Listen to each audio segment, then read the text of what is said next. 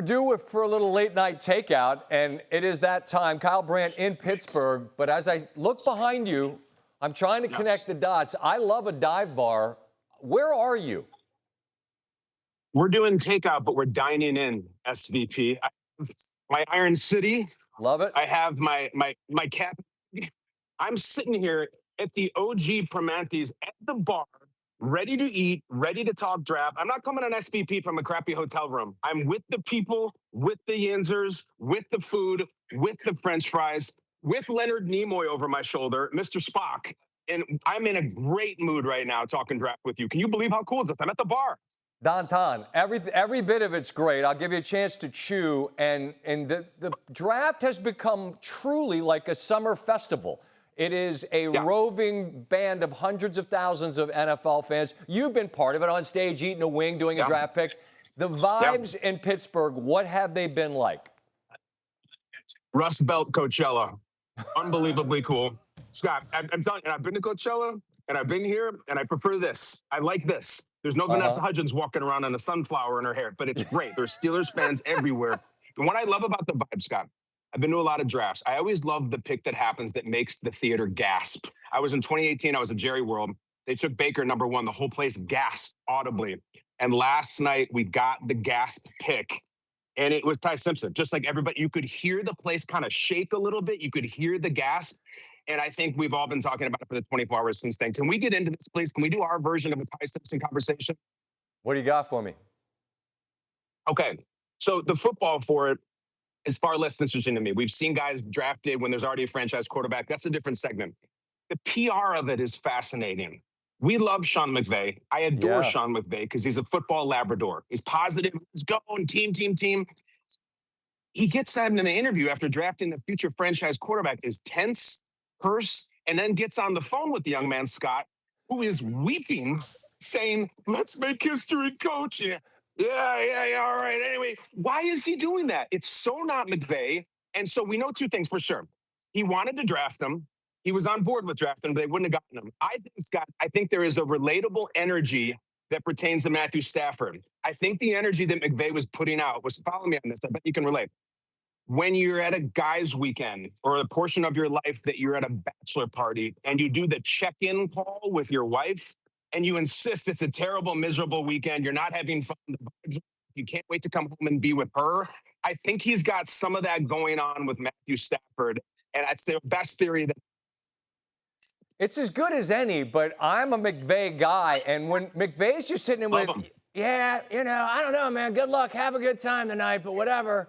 I mean, that wasn't it, man. Like, and I don't know if it was performative because of the Stafford piece. I buy that, but it was baffling because I think McVay typically doesn't hit home runs. He hits grand slams when it comes to media availabilities. That felt like a swing and a miss, like maybe a strikeout even.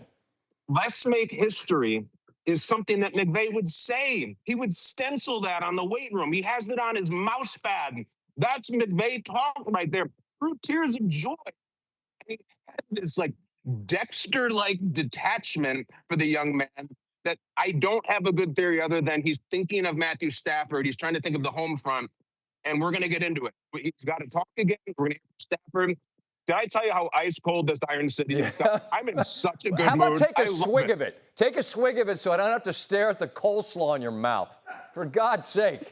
Well, Scott, on the topic of coleslaw, we're on television. Your name is mud in these parts. Tell well the people aware. what your deal is with the coleslaw. I don't want it on a sandwich. It's not on the sandwich. When you say don't put it on the sandwich, they go, it comes on the sandwich. And I say, not if you don't put it on the sandwich. And then they look at me like I'm not the one paying for the sandwich. Just don't put it on the sandwich. How hard is this? I'm not being the jerk here. I'm really not. They're still talking about it. I bet. Now Herbstreit is not allowed here either. So you guys are both banned. News for you too, Scott. Hey, I like asked Pittsburgh for the slaw a lot. on the side. Good. Yeah, they gave it to me, no problem. Yeah, no problem. Good. There's no problem. Have fun. It's wet confetti sitting in cold glue, and they gave it to me on the side. I think maybe because of my jacket. My stylist is Jim Leland, and they liked it. But they're still talking about you here. Did he give you? Did he give you a butt? Just go with it. Yeah. Jim Leland give you Give you a dart? All right. Oh, yeah. Jimmy smokes, just handing me a Camel. All right, I got one I love for you. I'm sure you're with me. I love the emotion of this night. Rueben Bain on the phone with Tampa is awesome. God. It's tears. But then, Kyle, he flips a switch. He doesn't pause for the hat. He gives you a little of this as he's walking out. We go from the tears to give me the hat to what's up. I don't want to hear how long his arms are anymore. They're long enough to pick up a friggin' Lombardi if the time comes. I'm all in on Bain. I feel like you're with me. My favorite player in the first round, my favorite moment of the first night. He's got long enough arms to lift the Lombardi. In the meantime, Scott, he's got arms to lift 2 middle fingers. He didn't even hesitate at the stand. No. Stand in the mirror. Cute little thing, have a little moment. Do you think Rueben Bain is interested in checks on his way to the stage? He didn't even want to go to the stage. He wanted to go to Tampa and put on pads and tackle Carolina Panthers. He did it so well, he faked out the truck. And those guys in the truck have been doing that for years. They were stuck on the mirror shot, and he kept blowing by it. And at the end, Van Pelt, you mentioned the interview, this man says, I love my teammates. If they're not my teammate, I hate them. Now, that sounds like a Batman villain. And what's his last name? Frickin' Bain. I love this guy. And you're in Pittsburgh. So the whole thing comes together. I want to close with this. Next year, let's workshop this. It's in D.C. Yes. What kind of hijinks can we get into? Because, I mean, this is my hometown. I'm ready for whatever you're up for. I'm going where you're going. Where do you have an open tab, Van Pelt? I will be there. I promise. What is it? The old Ebbett Grill, all these political places, K Street. You tell me. That Cafe Milano, but I got bad news for you. There's no coleslaw at Cafe Milano, okay? There's just a piece of veal the size of a manhole cover, all right? Some cacio e pepe. Yeah, have that. Have your confetti. Keep it moving. Wash it down with the suds. I love Pittsburgh. I just don't want coleslaw on my sandwich. It doesn't make me the villain, all right? I'll tell you what makes you the victim of the villain, and I got one more thing for you, okay? Go ahead. You and I have been doing this long enough that we now have a running joke on the show. It's like Paul Rudd when he plays the Mac and Me clip on Conan. Run the clip of Scott and Mendoza. Run the clip at the table. You're sitting there. You put the hand out. You get left hanging. All right, it's fine. We've covered this before, and you're saying no new ground here. I disagree.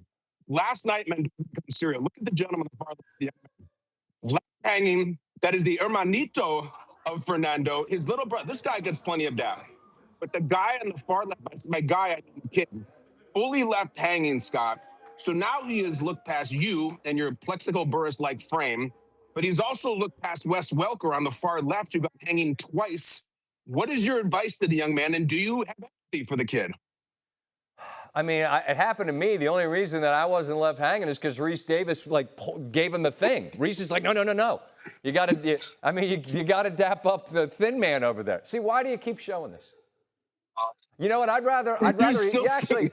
I started to say I'd rather eat coleslaw. I wouldn't. I'd rather that's fine with me. But the little guy that didn't get dapped, but he was really smooth with it. Put the coleslaw down. Put the coleslaw down. Speaking of smooth, look, it's all peppery and oily and delicious. Just repulsive. Kyle Brandt, ladies and gentlemen, he's coming to DC next year. This is my man, Dwight. He's a Steelers fan. Dwight, show off the tattoo. Show off the tattoo. That's a real Steelers fan right there. Yes, sir. There we go. Get over there. We go. Thank you, Scott. Go. This has been. I appreciate you. I love you, Dwight, too. All right, Kyle, you're the best. Be well, brother. You're the best. Iron City. See you, pal.